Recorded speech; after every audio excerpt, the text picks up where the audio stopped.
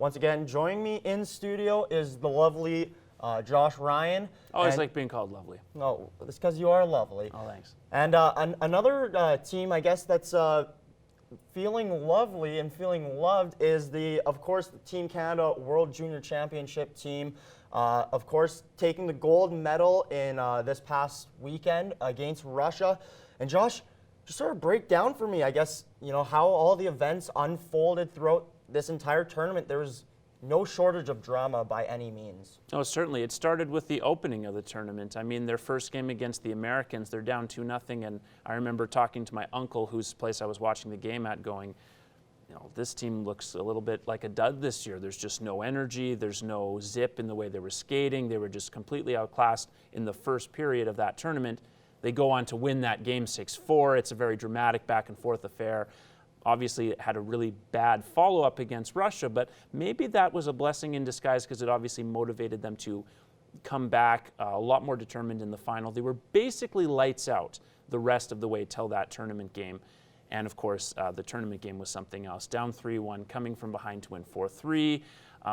Great performances, including their captain Hayden, who obviously played with an injury and was still able to score in that final game. Lots of great storylines. For sure. And one of my favorite storylines, specifically from that final game, is just one of the most unlikely heroes who's now etched his name in Canadian hockey history, that being Akil Thomas. He sat on the bench for most of the game, and then he gets thrown on there in some of the last minutes of this game and goes out and scores an unbelievable goal, just that extra effort put in. That's really what Team Canada is all about, and I think when people think of Team Canada and Canadian hockey, it's putting in that extra effort. So for him to exemplify that, just amazing, in my opinion. And that's what happens in sports. That's why we love watching these things live. That's why it's tops any kind of reality television, as you just can't write how good this stuff is. And you always have a hero like that who has a smaller role on a team. You can point to many times in the NBA playoffs, for example, where it's the ninth guy off the bench who might only play 5 minutes in a game, but he hits one big three that puts you over the top. In this case, it's a much bigger event with a game-winning goal, and again, one that will probably be the most memorable Canadian juniors goal since perhaps Jordan Eberle tying the game against the Russians almost a decade, well, more than a decade ago now. Yeah, for sure. I mean, that Jordan Eberle goal is pretty amazing. I don't know if I would put it quite in that class, but I said since, not okay. It's not in the same.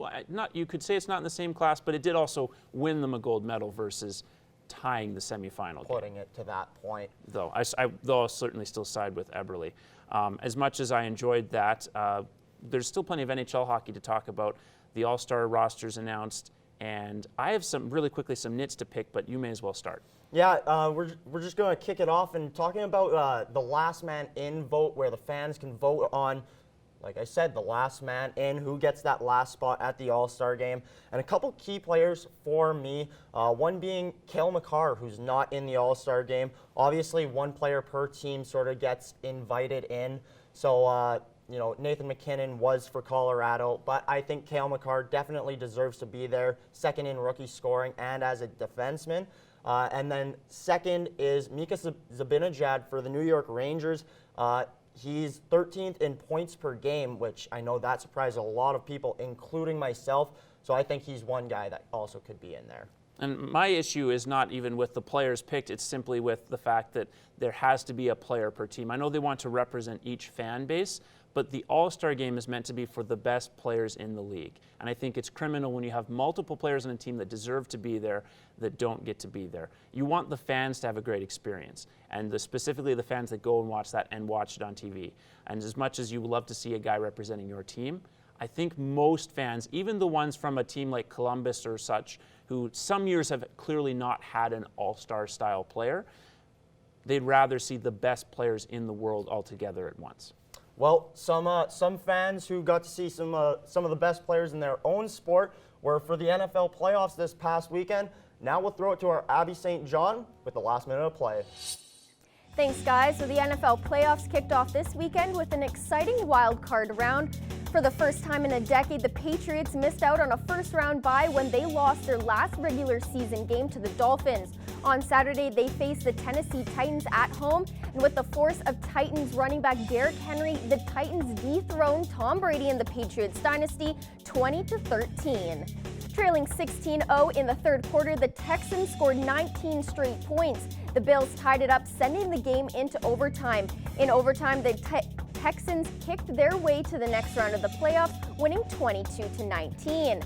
After a back and forth between Kirk Cousins' Vikings and Drew Brees' Saints, the game ended in a 20-20 tie, sending it to overtime. Cousins would connect with tight end Kyle Rudolph, ending the game 26-20 and ending the Saints' playoff run. A game that was defensively strong for both the Seahawks and the Eagles. It was the Seahawks that walked away with a 17-9 win.